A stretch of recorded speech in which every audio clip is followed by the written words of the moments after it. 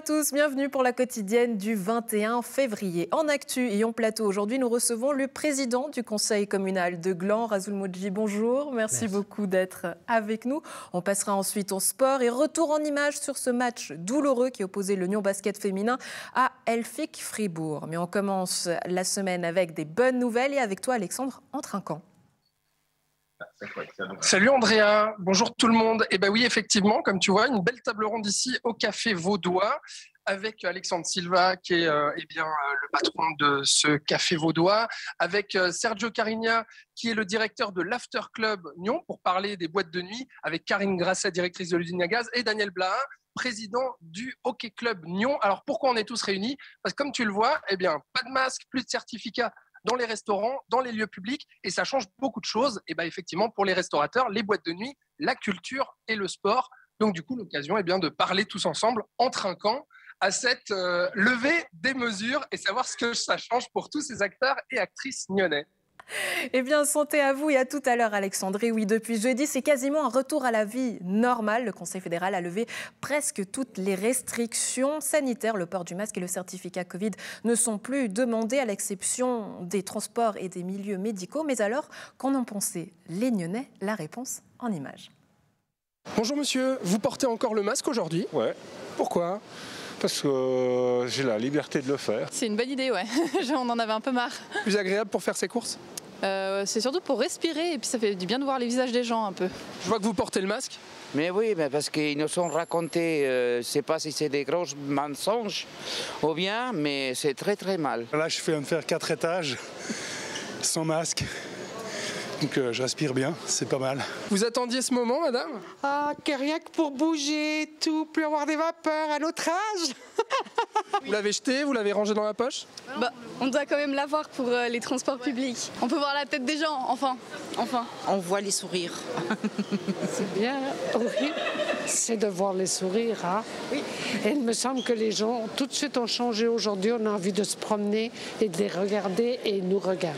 C'est un peu embêtant, mais je préfère me protéger et les autres que dire que c'est la liberté. Je trouve ça exagéré. Peut-être pas inquiétant, mais un peu trop tôt encore. Un peu trop tôt. 20 000 cas par jour, c'est beaucoup quand même. Vous avez fait un selfie, madame, devant la vitrine, c'est ça? Oui, avec le centre commercial en fond, je me suis dit que c'était quand même un moment à immortaliser après ces longs et pénibles mois de devoir se cacher.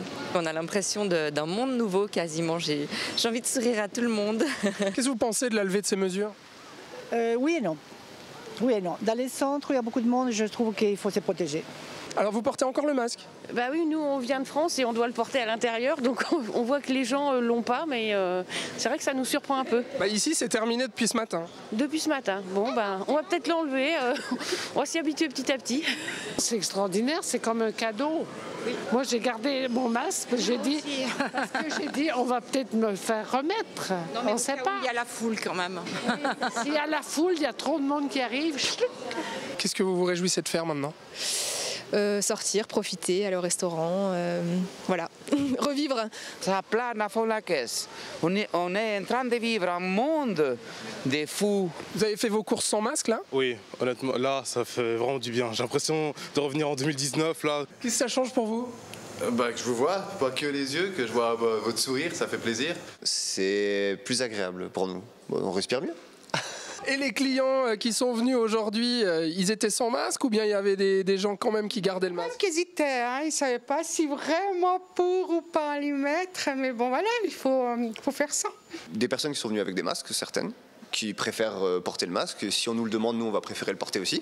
Et puis des personnes qui sont venues avec le sourire, enfin voilà, forcément ça fait une différence. C'est bien, je pense, mais il faut faire attention quand même. Hein. C'est pas fini cette histoire. La levée des restrictions, la population en est assez divisée. Rasoul Moudji, vous en pensez quoi? Trop tôt ou pas assez tôt? Non, je pense que c'était le bon moment. On était content au conseil communal jeudi de pouvoir faire une première fois sans masque. On sera tout content de se remettre en hémicycle et ainsi chacun pourra voir et avoir l'ambiance des discussions d'une façon complète. Aujourd'hui, en étant en gardant les distances, mais de manière plus conviviale. La première chose que vous ayez faite ce week-end et que vous réjouissiez de faire, c'était quoi? C'était de faire les courses sans les masques. Ouais. Je suis un petit peu sensible des bronches dans le sens que le masque me fait tousser et j'ai pu me déplacer sans devoir mettre de masque et donc c'était très confortable. Les restaurants, on a continué à les soutenir pendant toute la durée des différentes mesures étant donné que j'étais vacciné. Je suis vacciné et même avec ça, avec l'Omicron, j'ai eu droit juste après les fêtes de Noël et Nouvel An. Donc, j'étais de G+, c'est plus nécessaire, mais je suis content. Ouais, on est surtout content de retrouver les sourires. Je vous propose qu'on retrouve Alexandre qui est pour l'instant, lui, au Café Vaudois. Dis-nous tout, Alexandre. Eh ben oui, c'est vrai que ça fait du bien. On n'a plus l'habitude d'être comme ça, si proche, si serré, ici, voilà, pour boire un verre au Café Vaudois à Nyon. Alexandre Silva, merci de nous accueillir déjà dans votre Café Vaudois. Alors, qu'est-ce que ça a changé pour vous ce week-end? Alors, ce week-end, nous, on est fermé dimanche. Je pense que ça n'a pas changé grand-chose, car le samedi, c'est le marché de Nyon, donc on a toujours plein de monde. D'ailleurs, on en est fiers et puis on remercie notre clientèle fidèle. Certes, ça a changé de voir le sourire des gens à nouveau. Bon, il y en a toujours qui sont toujours un petit peu... qui ont un peu peur. Qui ont un peu peur. Il y en a qui mettent le masque. Moi, personnellement, aussi le samedi, je le mets car on a une influence quand même un peu plus élevée que la semaine. Et puis liberté, mais aussi égale responsabilité. Donc je pense qu'il faut qu'on fasse un peu départ des responsabilités un peu de notre part autant que gérant. Il y a des clients aussi qui ont toujours aussi un petit peu peur parce que voilà, le virus il est toujours par là, il tourne toujours. Et le pass sanitaire, parce que ça y est, il est plus exigé au restaurant. Vous avez vu une différence en termes de fréquentation ou pas? Complètement. Alors complètement, il y en a déjà qui à la base déjà vous n'êtes pas policier, on va pas vous montrer notre pièce d'identité. Déjà c'est psychologiquement le soir, on était fatigué à force de demander aux gens le masque, de mettre le masque, le pass sanitaire et tout. Donc oui, très content, tout en continuant à faire attention quand même, parce que voilà, ça tourne toujours, le virus est toujours parmi nous. Mais oui, très content, on voit le sourire des gens. Bien sûr qu'on a vu des nouvelles têtes qui n'étaient pas forcément vaccinées. Qui n'étaient pas revenues depuis longtemps. Et puis ça nous fait aussi du bien à notre caisse surtout, donc de voir un petit peu plus de monde. Il ne faut pas avoir peur de le dire. Oui, exactement, il ne faut pas avoir peur de le dire parce que ces 2 dernières années étaient un peu compliquées pour nous, mais grâce à nos clients fidèles et tout, on a réussi à tenir et puis on était très très contents. Donc, du côté de l'usine à gaz, Karine Grasset, vous en êtes la directrice. Donc, premier week-end avec des spectacles. Il y a eu le concert, je sais, qui était assez attendu, du chanteur Marc Aymon. Est-ce que vous avez vu une différence à part? On l'imagine, comme Alexandre qui nous dit, oui, de revoir le sourire des gens. Mais est-ce qu'en termes, que maintenant, ce soit plus exigé, le pass sanitaire non plus, vous avez vu un autre public venir peut-être à la dernière minute à ce concert ou pas? Alors, on a vu arriver des gens qui n'avaient pas réservé, effectivement, pas mal de gens qui sont venus spontanément. Ça change beaucoup parce que tout d'un coup, les portes sont ouvertes, il n'y a personne qui les accueille à l'entrée pour leur demander de passer d'identité. Plus besoin de scanner les QR codes. La porte est grande ouverte, les gens sont libres d'entrer et de sortir. Et puis, surtout, ce que ça a changé, je crois, c'est l'après-concert. C'est-à-dire que après le concert, les gens sont restés longtemps, boire des coups. Marc Aymon est revenu avec sa guitare, il a chanté dans le foyer, il s'est assis à côté des gens. Enfin, il y avait une espèce d'ambiance, de détente, de convivialité qui était vraiment, qu'on n'avait pas encore eu l'occasion de vivre dans ce nouveau bâtiment. Bon, je me tourne vers vous, Sergio, patron de cette boîte de nuit, l'After Club à Nyon. C'est sûr qu'on imagine le soulagement énorme des boîtes de nuit, de ne plus avoir à exiger le pass Covid. D'ailleurs, qu'il y avait cette règle des 2G+, aussi, qui se rajoutait pour les boîtes de nuit. Comment ça s'est passé ce week-end pour vous? On va dire très bien. Je pense qu'elle a tout résumé en fin de compte. C'est un peu le même. On a vécu un peu la même chose. Sauf c'est clair qu'il y a beaucoup de monde qu'on n'avait plus revu parce qu'il manquait le vaccin ou parce qu'il manquait le 2G+. Et... Ça veut dire qu'elle était blindée, cette boîte de nuit? Oui. Au sens propre et figuré, c'est ça. Comment se comportaient les gens, du coup, le fait, ça y est, de ne plus avoir à mettre le masque, de ne plus avoir à présenter le certificat? Chacun pour soi, on va dire, mais c'était très joyeux, sauf que c'est clair que c'est comme dans toute boîte de nuit. Hein. Il y a du bon, mais on a plus vu le bon que le mauvais. Après, c'est clair qu'on a senti énormément les gens très joyeux, très, on va dire, festifs.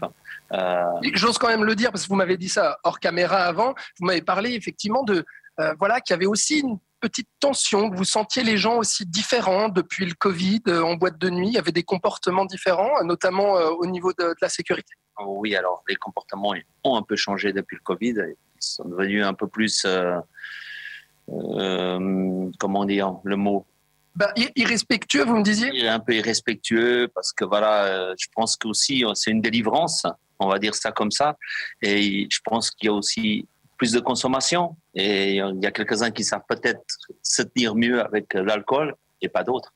Donc on peut pas dire, on peut pas mettre tout le monde dans le même panier, mais c'est clair que c'est un tout. Hein, mais c'est clair que depuis le Covid, on ressent cette différence des gens. Voilà. Ils se tiennent bien, vos joueurs, Daniel Blain? Parfaitement bien, mes joueurs. Bien sûr, ils sont exemplaires. Pour nous, on a eu la délivrance déjà il y a 2 semaines, fin janvier, avec la reprise du championnat. La Swiss League allait un peu plus loin que le Conseil fédéral. Ils nous ont mis à la maison pendant 1 mois et quelques. Donc, on a repris, mais en 2G+. C'était très contraignant. Donc, les joueurs étaient pratiquement tous vaccinés. Mais pour aller sur le booster, il y avait un peu d'hésitation. Et là c'est vraiment la liberté qui revient. On attaque les playoffs cette semaine. Donc, j'espère retrouver, donc on appelle à mes joueurs tous présents pour le playoff jeudi. À Valorbe, là, plus d'excuses. C'était un casse-tête énorme pour vous de savoir, voilà, certains joueurs vaccinés, d'autres pas vaccinés. Ils m'ont tous montré leur passe. Après, entre les responsables d'équipe, on se fait confiance. On n'a pas fait la police. Je dis, tes joueurs sont vaccinés. On se serre la main et on se fait confiance. Je ne devrais pas le dire parce qu'on a des contrôles, on risque énormément. mais tout à fait. Non, ça s'est vraiment passé. On s'est serré les coudes entre nous. Et comme tu le disais, on prend soin de nous aussi. Le virus est toujours là. Hein. Donc, s'il y a des joueurs, ils m'appellent. Écoute, je me sens pas très bien. Je tousse un peu. Qu'est-ce que tu en penses? Je dis, écoute, fais un autotest. On en parle. Donc, les gens, par contre, chez nous, le respect, il est là. Hein. Je pense que les joueurs, ils ont vraiment, ils prennent soin de ce qui se passe dans le vestiaire. Donc, ça, c'est bien. Donc, maintenant, faut voir comment on va réagir. Pardon, un petit coup de blanc, excusez-moi.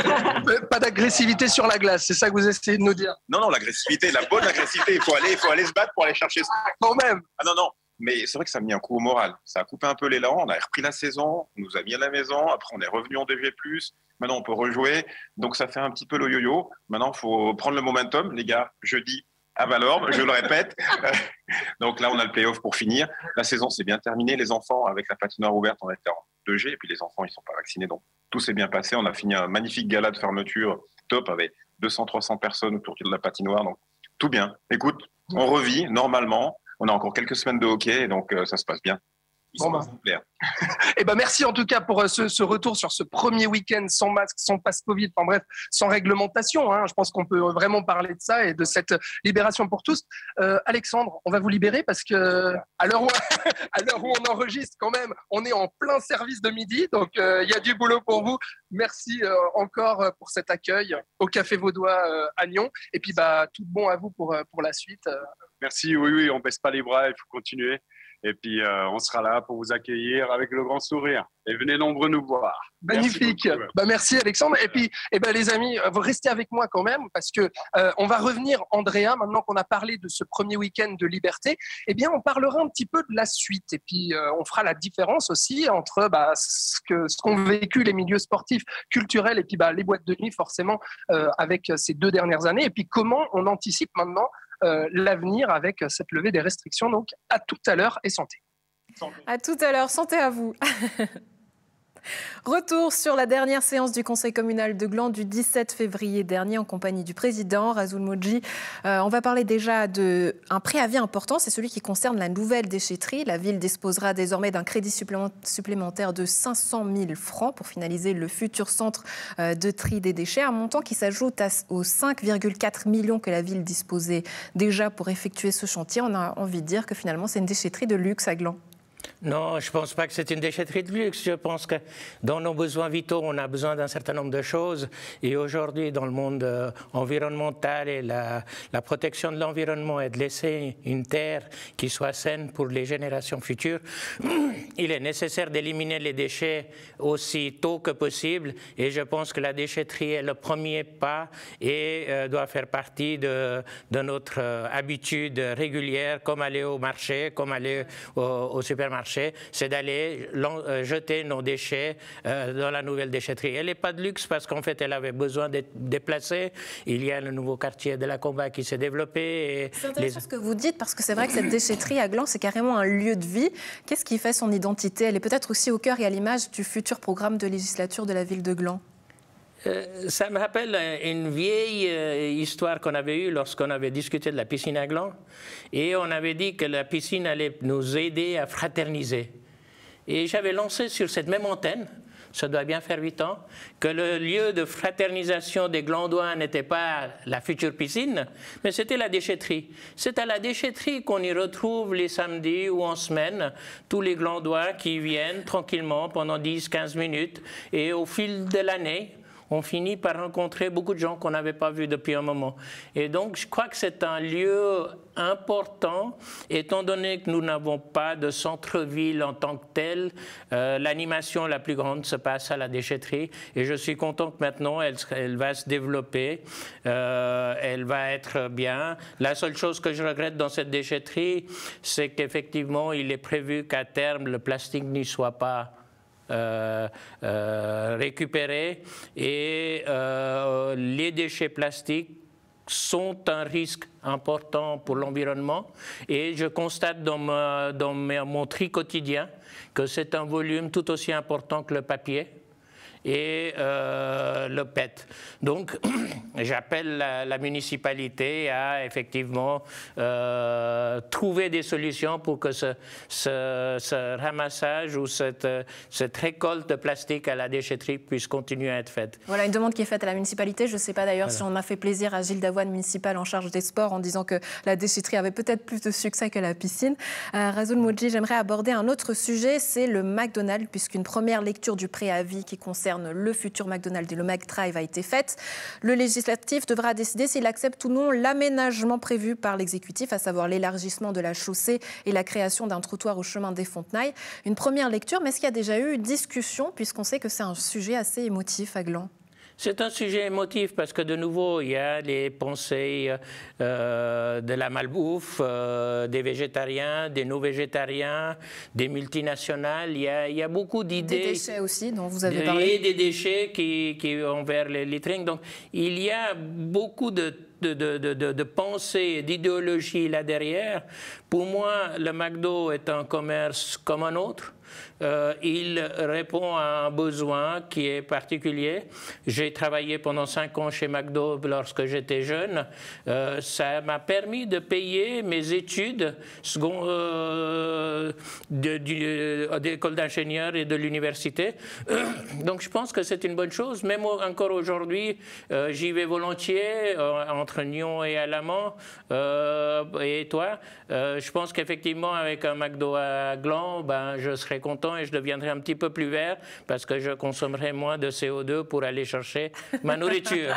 Voilà qui est un bon point. Rasoul Moodji, c'est vrai que... Vous avez aussi parlé du littering. C'est vrai.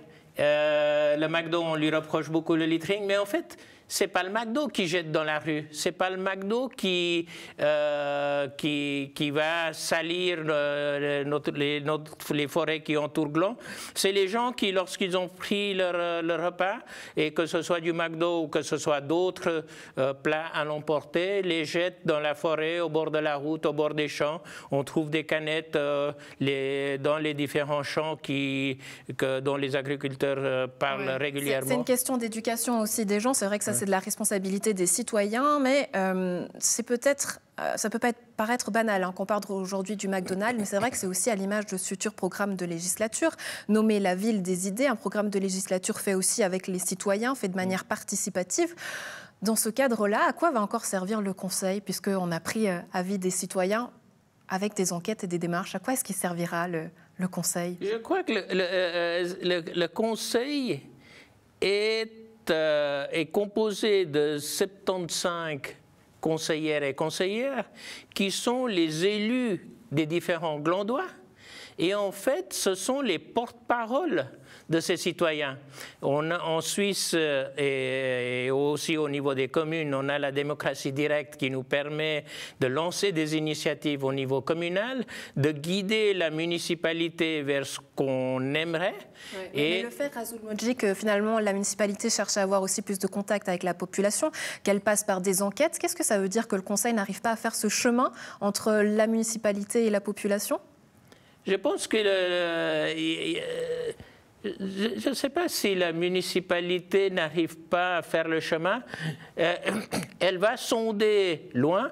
Il y a lorsqu'elle écoute le conseil communal, elle entend peut-être des visions soit politiciennes, soit des intérêts d'individus qui sont néanmoins représentatifs. Donc on a, à Gland, on a de la chance d'avoir des partis qui sont situés assez à gauche, d'autres assez à droite, et puis évidemment un parti qui est très fort au centre.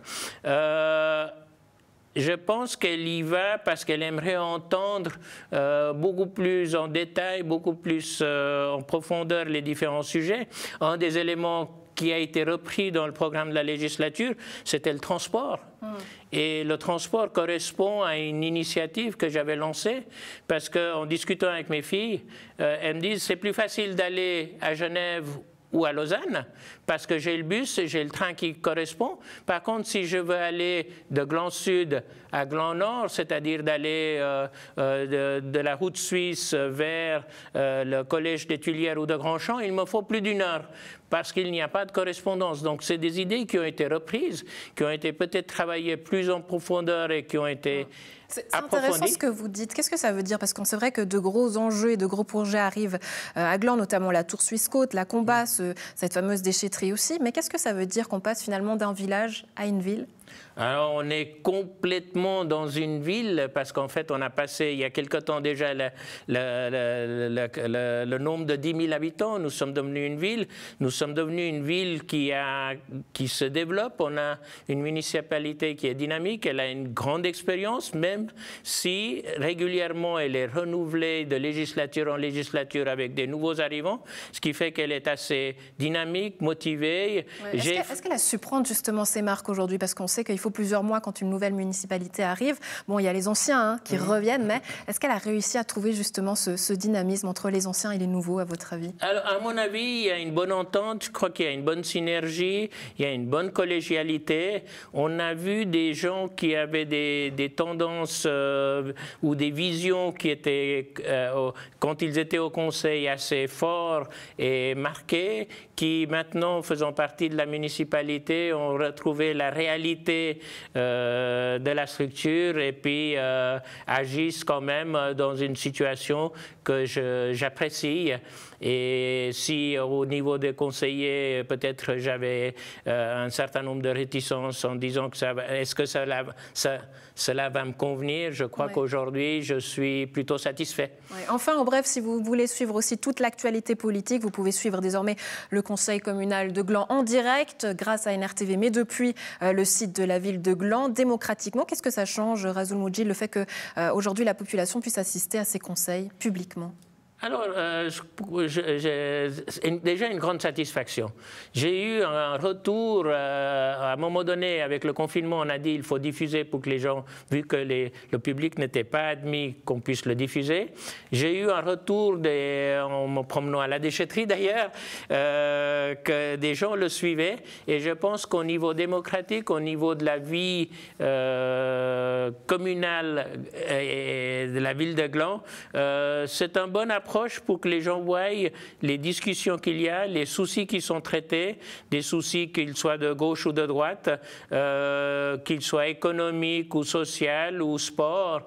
On a une zone dynamique et ça montre ce dynamisme. C'est vrai que c'est un budget important. Je regardais, c'est presque la diffusion coûte pratiquement 2 fois le prix des jetons de présence des conseillers communaux. Donc c'est un budget qui reste conséquent, mais je pense qu'il est nécessaire, il est utile et c'est un moyen de communication qui est assez important. Rasoul Moodji, président du conseil communal de Gland, merci beaucoup d'avoir été avec nous. Excellente journée à vous. Merci beaucoup. On passe au sport et retour en images sur le dernier match qui opposait le Nyon Basket féminin à Elfic Fribourg. Les Nyonnais se sont malheureusement inclinés en demi-finale 72 à 97. Le Nyon Basket féminin n'ira donc pas en finale de la Coupe suisse.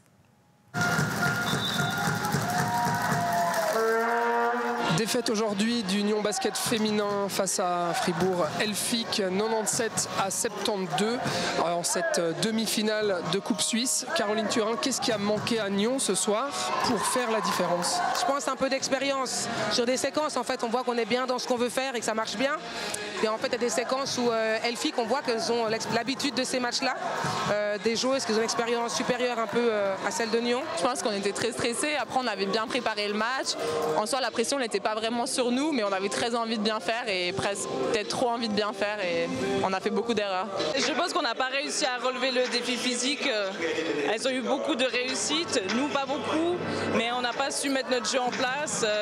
Ça n'a pas marché comme on l'espérait et contre Fribourg, ça se paye cash. Dans l'effort, on n'est pas vraiment déçus, mais c'est dans la réalisation, on voit qu'on n'arrive pas encore à produire en match la très bonne qualité qu'on arrive à produire à l'entraînement. Et ça, c'est des matchs comme ceux-là qui vont apporter toute cette expérience à ces joueuses. Pour le moment, dans ce championnat, Nyon reste première, mais on voit avec ce match-là peut-être que ça va être compliqué de garder cette première place, et notamment avec Fribourg en pleine forme. Absolument, on va essayer de s'accrocher à cette première place. On n'a pour l'instant qu'une seule défaite. On le dit souvent, mais la saison est déjà un peu un succès. Ce soir, ça fait mal, on espérait vraiment gagner, mais on se dit que les playoffs vont arriver, on a encore 2-3 mois pour travailler et puis on aura encore une fois rien à perdre et tout à gagner contre Elfic et les autres. Il y a aussi l'arrivée de ce nouveau coach, Hakim Salem. Qu'est-ce que ça change pour la dynamique de l'équipe? Je pense qu'il s'est vraiment bien adapté à l'équipe. On a une super entente tous ensemble et il a réussi à nous faire donner le meilleur de nous-mêmes, donc on est très contente. L'intensité des entraînements n'a pas simplement augmenté, donc non seulement il y a la charge de travail qui est plus élevée, mais aussi l'intensité que le coach demande est énorme, ce qui fait que il y a un bond assez incroyable depuis la saison passée, oui. Mais ça se passe très très bien avec Caroline Turin aussi. Elle fait le pont entre lui et nous, c'est très bien aussi. Elle nous coach aussi personnellement. Non, ça se passe très très bien. C'est un travail où on est tous les jours, on se voit, on discute beaucoup. J'essaye d'apporter aussi un peu mon avis, mais on essaye d'échanger le plus, mais ça se passe très très bien. On a vraiment un peu la même philosophie de basket. On met l'important sur les mêmes choses, donc c'est un travail plaisant vraiment au quotidien. Il faut passer à autre chose maintenant et on a un match important mercredi, donc il faut se refocaliser sur la saison et puis avancer.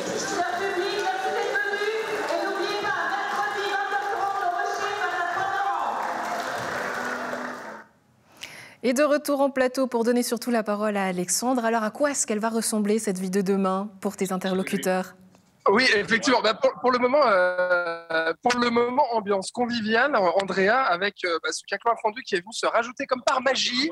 Voilà, on est en train de choisir notre repas, dit Daniel Blas. On est toujours donc au Café Vaudois, ici à Nyon. Et puis, on va parler un petit peu de la suite, maintenant que ces mesures sanitaires sont levées. Karine Grasset, je me tourne vers vous pour l'usine à gaz. Concrètement, le fait de ne plus avoir le pass sanitaire, je pense que c'est ça vraiment le gros changement pour vous.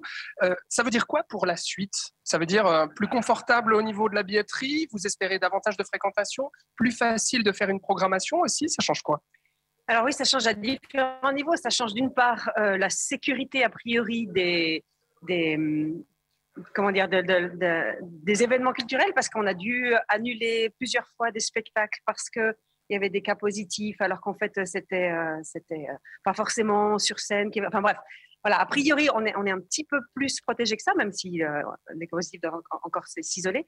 Et puis surtout, oui, c'est, je pense, la fréquentation, c'est-à-dire cette liberté de sortir, cette liberté d'accéder aux événements. Là, on a le Festival des Hivernales ce week-end avec 2 soirées de concerts, soirées vraiment super festives, super chouettes. Et on attend du coup plus de monde, ouais, parce qu'il y a beaucoup moins de restrictions. Il y a 3 semaines, on était prêt à faire le pass 2G+, pour ces concerts, puis tout d'un coup, là, tout est ouvert, quoi. Ça a changé, honnêtement, la fréquentation de l'usine à gaz, ces passes sanitaires, les règles 2G+, ensuite. Est-ce que vous avez vu concrètement une baisse de fréquentation ou pas?